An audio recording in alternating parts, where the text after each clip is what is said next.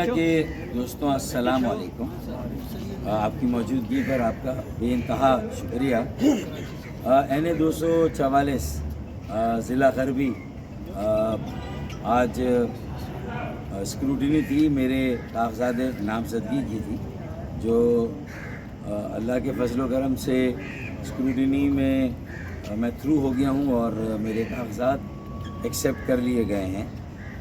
और ज़ाहिर है कि अब जैसे जैसे ये इंतखाबी अमल आगे बढ़ रहा है, वोटर्स और आवाम भी अब आहिस्ता आहिस्ता इंगेज हो रहे हैं और उनकी दिलचस्पी में भी इजाफ़ा हो रहा है। लेकिन मैं बड़ी ज़िम्मेदारी के साथ ये बात करूँगा MQM पाकिस्तान और हमारे कन्वीनर खालिद मुगल सिद्दीकी भाई की तरफ से कि देखें, अब इंतखाबात होते हैं, उसके बाद एक हुकूमत बनती है, लेकिन जमहूरियत के सम्राट अब तक बदकिस्मती से आम आदमी तक नहीं पहुँचे। आम आदमी आज भी इंतहाई मायूसी का शिकार है, परेशान हाल है, गुर्बत को लेकर, महंगाई को लेकर, और उसके बाद फिर बेरोज़गारी भी मेरे ख़्याल में रिकॉर्ड तोड़ बेरोज़गारी है। समाजी तरक्की रुकी हुई है, माशी बहरान इंतहाई मैं समझता हूँ कि तशवीशनाक सूरत हाल इख्तियार कर रहा है। और अल्लाह करे खुशअस्लूबी से ये सारा इंतखाबी अमल और मराहिल तय पाए, ताकि फिर एक सियासी इस्तेहकाम की तरफ भी हम सफ़र करें। और हमने अपनी इसी बुनियादी ज़िम्मेदारी को महसूस करके कि असल मसला सियासी जमातों और अकाबरीन के सामने आवाम ने इस इलेक्शन में ये रखा है कि भाई वो ये तय करें कि पाकिस्तान को आइंदा किस तरह चलाना है। ये तय करना है कि पाकिस्तान मजबूत और मुस्तहकम होगा, तरक्की करेगा, आम आदमी को इज़्ज़त के साथ सर छुपाने की कोई जगह होगी उसके पास खाने कमाने का कोई ज़रिया और वसीला होगा, रोज़गार होगा। और ये जो बुनियादी मसाइल हैं, बिजली का बहरान, गैस की बंदिश और बहरान, और फिर जो पानी का एक सिलसिला है, पानी के बहरान का, और कराची जैसे बड़े शहर में जो सबका माई बाप है, गरीब परवर शहर है, 60-70% कौमी ख़जाने को रेवेन्यू देता है, तो जो जमातें पंजाब में फोकस कर रही हैं वो भी कराची से गाफिल नहीं हो सकती। कराची को नज़रअंदाज करना अब उस शाख को काटना है जिस पर ये सब बैठे हुए हैं। अगर कराची को नज़रअंदाज किया, या रहने वाली हर इकाई, हर ज़बान बोलने वाला, हर इलाके का पाकिस्तान, ये हम सब का शहर है। असल तो पाकिस्तान कराची है, मिनी पाकिस्तान कराची है। मुल्क के हर खित्ते, हर इलाके, हर ज़बान बोलने वाला पाकिस्तानी आ रहा है। अब उन सबको जोड़ना है या उन्हें पानी, गैस, बिजली, रोज़गार और घर की नेमत से महरूम करके उन्हें आपस में लड़ाना है। ये सिलसिला अब ख़त्म होना चाहिए। इस मुल्क में एक आम आदमी की इज़्ज़त नफ्स को बहाल होना चाहिए, उसे उसके बुनियादी मसाइल को हल होना चाहिए, और उसके लिए जो आइनी इस्लाहात हैं, जो आइन में तरामीम ज़रूरी हैं, उसके लिए अभी से कमिटमेंट होना चाहिए। इसीलिए MQM ने ये बीड़ा उठाया और पाकिस्तान की बड़ी जमातों को इंगेज किया। PMLN ने हमारी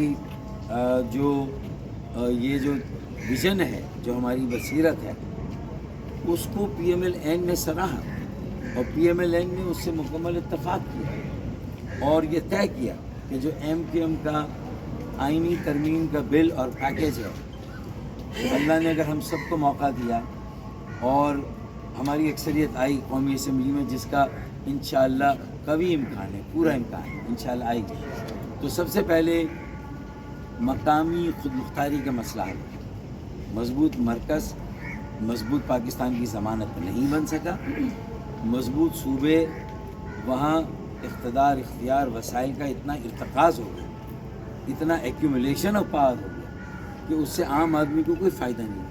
لہٰذا جمہوریت کے ثمرات کو لوگوں کے گھروں تک لے جانے, لوگوں کی دہلیز تک لے جانے کے لیے یہ ایم کیو ایم کا جو آئینی ترمیمی بل ہے, جو آئینی پیکج ہے, یہ صحیفہ ہے.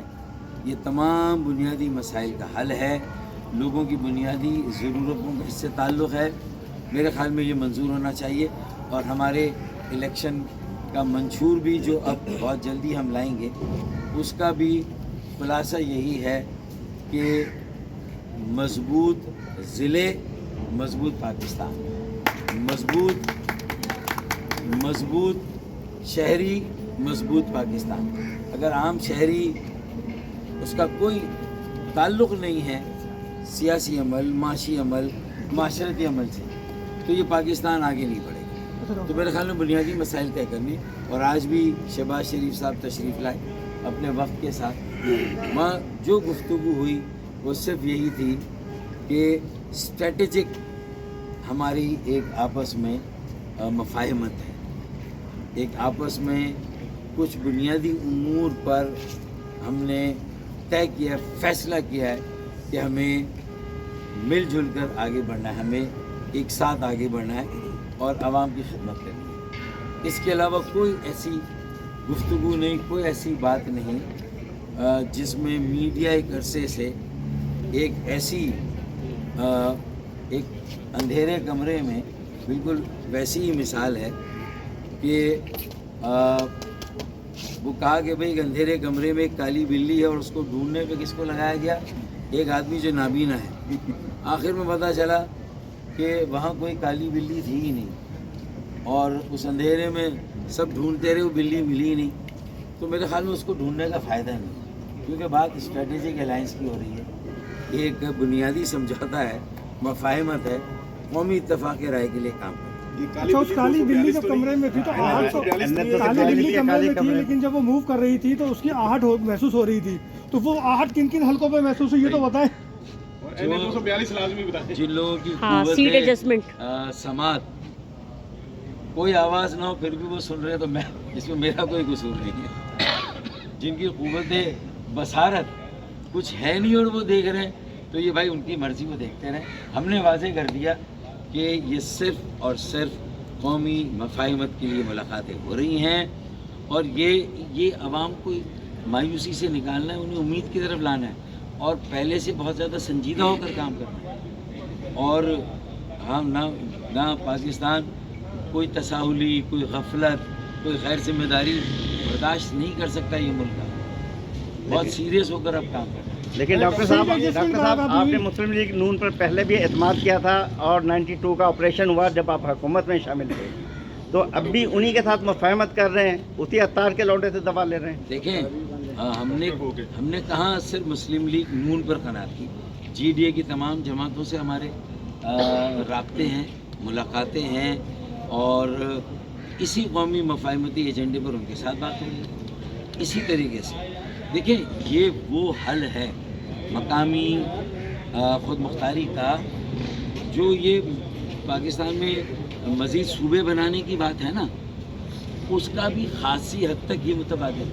وہ قوم پرست جو سندھی قوم پرست میرے بھائی ہیں, ان کو بھی ہمارے اس مفاہمتی آئینی ترمیمی بل اور اس پیکج کو دیکھنا چاہیے کہ اگر انہوں نے اس پر ہمارے ساتھ اتفاق رائے نہ کیا, وہ ہمارے ساتھ نہ چلے, تو پھر ہمارے بس میں نہیں ہوگا آئندہ چند سالوں میں یہ جو صوبے کی تحریکیں ہیں اور صوبوں کے مطالبے ہیں, چاہے پنجاب کی تقسیم کی بات ہو اور وہاں صوبے بنانے کی بات ہو, چاہے KPK میں صوبے بنانے کی بات ہو, چاہے بلوچستان میں مزید صوبے بنانے کی بات ہو, یا چاہے سندھ میں, اگر یہ آئینی ترمیمی بل منظور نہ ہوا اور پاکستان کے ہر شہری کو اس کا حصہ نہ ملا اس ملک کی ترقی میں, تعمیر میں, معاشرتی معاشی اور سیاسی عمل میں, تو یہ بہت پاکستان تباہی بربادی سے دوچار ہو.